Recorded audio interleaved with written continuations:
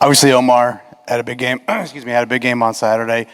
Redshirted last year. Just, I guess, kind of talk about his development. What have you seen from him? And where has he gotten better, and where you guys feel comfortable putting him out there, and obviously feeding him the ball as much as you can?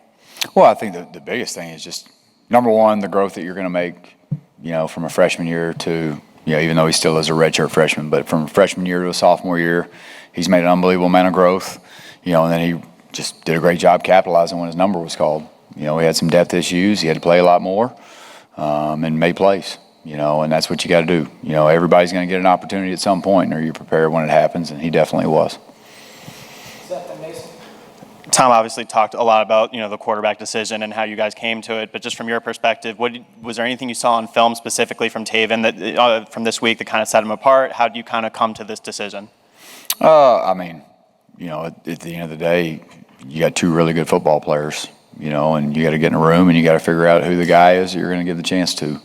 They're both really talented. It would not surprise me if both of them don't have a career after college at some point, and however that happens, whether it be draftable or free agent. They're both really talented young players, and it was a decision that we came to, and we're excited to move forward. Talked a lot Friday night with Alan about kind of the comfort and the rhythm that he saw the offense get into. Looking back on film, evaluating it now, how do you feel that the offense was in that regard to kind of just establishing a flow and then staying in that? We played better. There's still plenty to clean up. We're nowhere near close to perfect. We still left a lot of, at the end of the day, we left a lot of routine plays on the field. And that's the hard part. When I say routine plays, when I necessarily mean throws and catches, I just mean routine blocks, routine runs. We still weren't at our best. And so, again, it's another great challenge for us this week moving forward, to go be the best version of ourselves. I think in terms of an offensive rhythm, I think from week 1 to week 2, I think Ohio State probably would have had something to do with that. The one thing I will say about Indiana State, going back to last week, is just how hard they played, how well prepared they were. They had a great plan. Coach Mallory, I've got an unbelievable amount of respect for him and their program. But at the same time, from week 1 to week 2, Ohio State had a lot to do with us not looking in rhythm in game 1. So, but no, both those kids did a good job, and let's go get the next one. Yeah, with Taven, I guess what's the biggest area of growth you've seen with him since he joined the program, back in the winter, and where do you want to see him keep improving?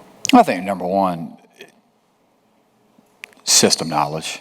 A great example would be, you call something, he's at a point now where he can start to see it in his brain.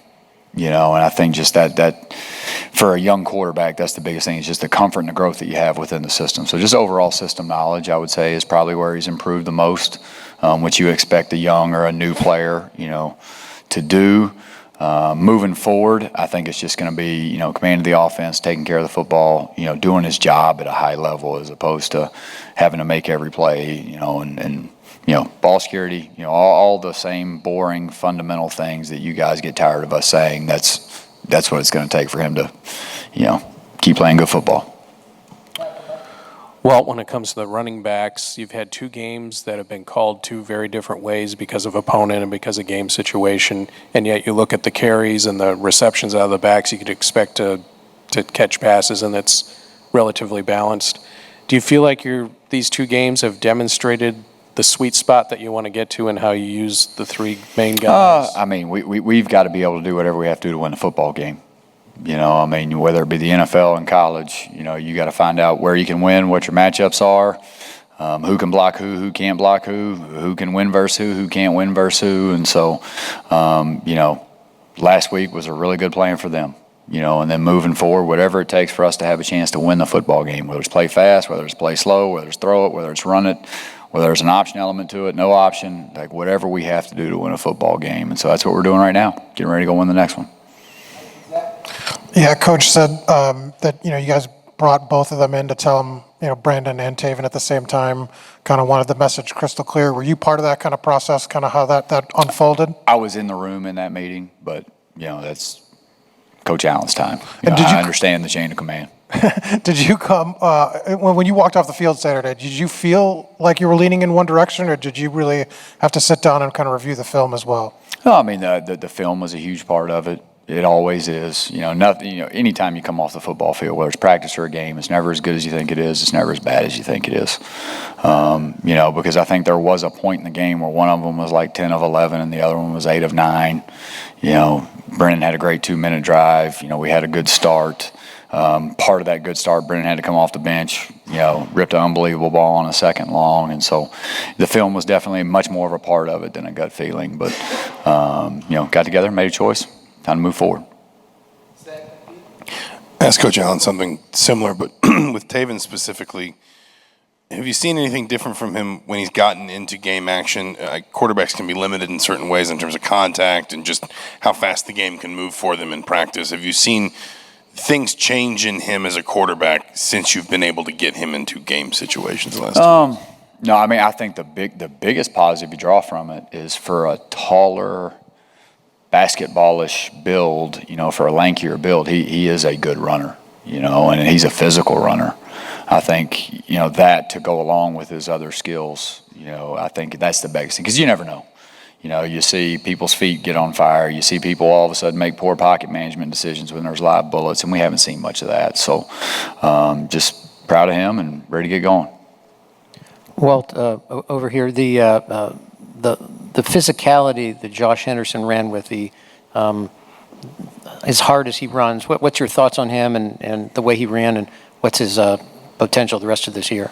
Yeah, I think specifically to Josh, and again, Josh will come up here and he'll tell you the same thing. There's a couple things that, he didn't do great, in terms of some patience in a run game, but unbelievable kid, unbelievable worker, smart. You're going to get his best every single day, every single practice, every single meeting. And so to see a guy that does everything just right, have great success, that's what football's about. I think that's one of the things that he does bring us is he can level off runs and finish runs, and run physical. The other thing is he can catch the ball well in the backfield. Really soft hands, good pass protector, and so he gives us a really steady hand. But we've got a good room of backs. Christian Turner's a really good player. He was a little limited last week in terms of pitch count, but he's a really good player. Between J. Lou and Christian and Josh and Trent Howland, we feel pretty good about that position. Well, tell us a little bit about what you see in Louisville's defense, and what do you expect, or what kind of a defense are they, number one, and number two, what concerns you most about them? All right, from a schematic standpoint, it is, Purdue's defensive staff from a year ago, so we're pretty familiar with them. They will present multiple fronts. There'll be some 4 down. There'll be some, odd spacing or some zero nose. In the back end of the defense, there's some quarters presentations, some man presentations, some rotational thirds, so they're it's not a ton, but it's enough to make you work and prepare. I think they run around really well. Now we're kind of past the X and O's. I think they run around really well. I think their field defensive end is a really good player. Backers are runner hitters. Both safeties, rangy, physical, and I think both corners are good players as well. So it'll be a great challenge for us, and I've got great respect for those guys. They'll be prepared. They'll play hard. They'll play the game the right way. So it'll be a great matchup. Now that you have a starting quarterback named, how are you going to change maybe creating the game plan this week now that there's a bona fide guy that you can lean on to his strengths? Yeah, well, there's 2 parts to that. Number one, in the first 2, they're so similar from a skill set standpoint that was the luxury that we had, was you really didn't have to build 2 specific game plans. But moving forward at the same time, you do want to play to those guys' strengths and what they have confidence in, what they feel like they do well. That's always going to kind of go to the forefront when you're having to make the difficult decisions. Are we running 4 verticals or curl flat? Well, he likes this better. Well, then let's do that. Because again, if the quarterback plays well, the offense typically has a chance to play well, and so just making sure that we're keeping him in a position that he's comfortable, he's doing the things that he's good at, and we're not putting him in a position, to fail. and that's our job as an offensive staff. All right, thank you guys.